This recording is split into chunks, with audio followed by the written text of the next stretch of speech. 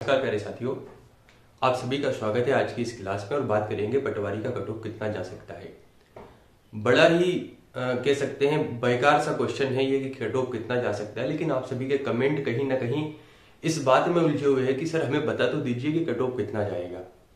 पहली बात तो ये कि आपने एग्जाम दे दिया है, आपके नंबर ज्यादा आए कम आए आपको इसके बारे में नहीं सोचना है, आपको बढ़ना है अगले एग्जाम की ओर।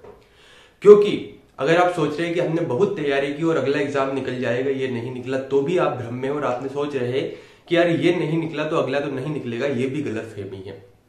कई बार चीजें असुविधाजनक होती है ये मैं मानता हूं, लेकिन ऐसा नहीं है कि उसके बदले उसके कारण हम अन्य एग्जाम को भी ठुकरा दे, तो ये आपकी सबसे बड़ी भूल होगी। आगे जो भी एग्जाम है उनकी तैयारी करना है, उनमें सिलेक्शन लेना है। इसमें हुआ नहीं हुआ अभी इस बात को छोड़ देना है। कट ऑफ का वीडियो में इसलिए लेकर आया हूं क्योंकि कई सारे आपके डाउट्स हैं और एक अनुमान के आधार पर हम बात करने वाले हैं, उसमें कोई संदेह नहीं। लेकिन मैं अभी भी कह रहा हूं आगे जो भी एग्जाम है उसकी तैयारी में आपको लग जाना है, इस सुनहरे मौके को नहीं गंवाना है। कई सारे आपके मन में डाउट्स आ रहे होंगे, आपके मन में लग रहा होगा कि सर आज आप हमारे बारे में कैसी बात कर रहे हैं, हमने इतनी मेहनत की।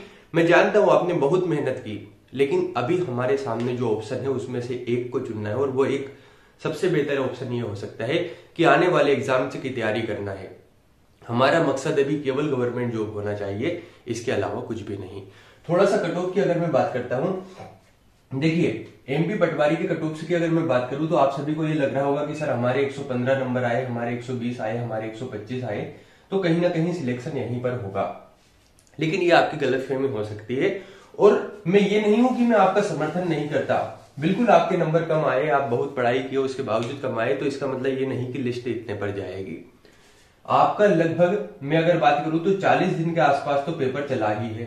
और अगर 40 दिन के आसपास पेपर चला है तो ये मानकर चलिए कि शुरुआत में अगर मैं 15 मार्च से 22 मार्च के आसपास बात करूं तो हर विद्यार्थी मुझसे समर्थित होगा। हर विद्यार्थी यहां पर एग्री करेगा कि सर 15 से 22 तक बहुत सारे विद्यार्थी है जिनके 150 तक अंक आए होंगे। क्यों? क्योंकि हमें ऐसा लगा कि उस समय पेपर सरल था। मान सकता हूं उस समय का जो पेपर था वो बड़ा सिंपल था। यानी यहां पर 150 तक कई विद्यार्थियों ने अंक खींचे। अगर आपके सामने वो विद्यार्थी नहीं आए तो इसका मतलब ये नहीं है कि उन्होंने अंक प्राप्त नहीं किए, उन्होंने बिल्कुल अंक प्राप्त किए।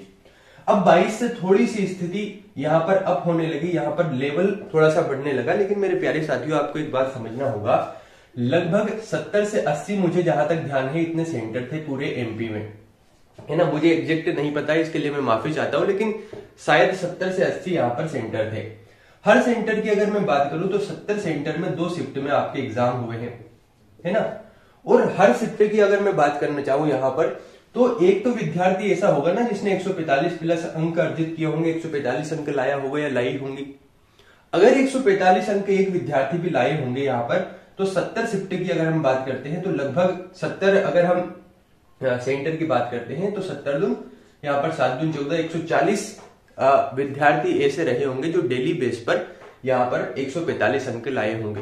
देखना, ये आप मेरी बातों को ऐसा कहेंगे कि सर आप बड़ी बकवास कर रहे हैं, बिल्कुल नहीं। मैं आपको थोड़ा सा तथ्य और बताऊंगा, बहुत ध्यान से आपको सुनना होगा।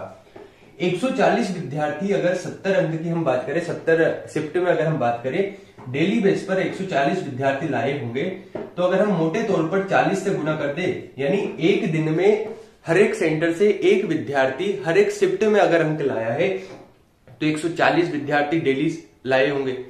140 विद्यार्थी की अगर हम 14 से मल्टीप्लाई करते हैं तो 14 चौक 56, यानी 5600 विद्यार्थी ऐसे होंगे जो 40 दिनों में लगभग 140 प्लस अंक जरूर लाए होंगे, 145 प्लस अंक लाए होंगे। वो कैसे भी मान लेते हैं, किसी ने 135 किए और 10 नंबर का तुक्का लग गया, आ सकते हैं। आपको नहीं दिखे इसका मतलब ये नहीं, आपकी शिफ्ट में हो सकता है, आपके सेंटर में नहीं आए होंगे, आपके मतलब आपका जो रूम था उसमें नहीं आया होगा, आपकी लैब में नहीं आया, और कहीं तो आ सकता है ना।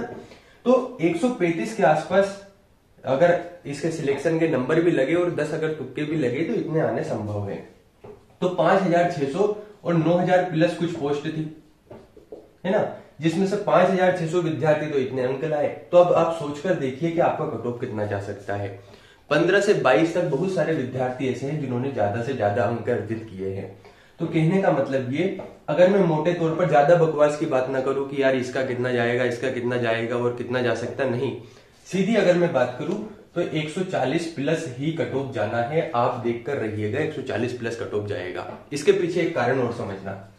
एक एग्जाम हुआ था RAEO, ये कृषि जो कॉलेज होता है इससे संबंधित एग्जाम होता है, और ये एग्जाम जो हुआ था इसमें लगभग 30,000 के आसपास विद्यार्थियों ने फॉर्म डाला था। मुझे एग्जैक्ट डाटा पता नहीं है, लेकिन शायद 30,000 से भी कई विद्यार्थियों ने फॉर्म डाला। इसमें 145 के आसपास जो लड़के थे इनका कट ऑफ गया हुआ था। तो सोचकर देखिए, 30,000 विद्यार्थियों ने फॉर्म डाला, 145 कट ऑफ गया, और पिछले वर्ष की ही ये बात है जहां तक मुझे ध्यान है। तो अगर 145 कट ऑफ 30,000 विद्यार्थियों ने डाला व्यापम के पेपर में, तो सोचकर देखिए यहां पर तो 12.5 लाख फॉर्म डले, और 12.5 लाख फॉर्म डलने का मतलब यह है कि हम 145 क्यों ना मान लेते हैं यहां पर पोस्ट कम थी, यहां पर पोस्ट ज्यादा है, लेकिन भाई यहां पर फॉर्म की संख्या तो देखकर देखिए, 30,000 फॉर्म और 12 लाख फॉर्म में अगर आप गुना भी देखेंगे ना, तो कई गुना फॉर्म यहां पर डाले गए थे। उस हिसाब से आप मानकर चलिए इतना आपका कट ऑफ जा सकता है। अब कुछ विद्यार्थी क्या कहेंगे कि सर हमारे 130 हैं, हमारे 150 हैं, हमारे 160 हैं, तो क्या अब हम अगले एग्जाम की तैयारी नहीं करें? नहीं, ये तो सोचना ही नहीं है।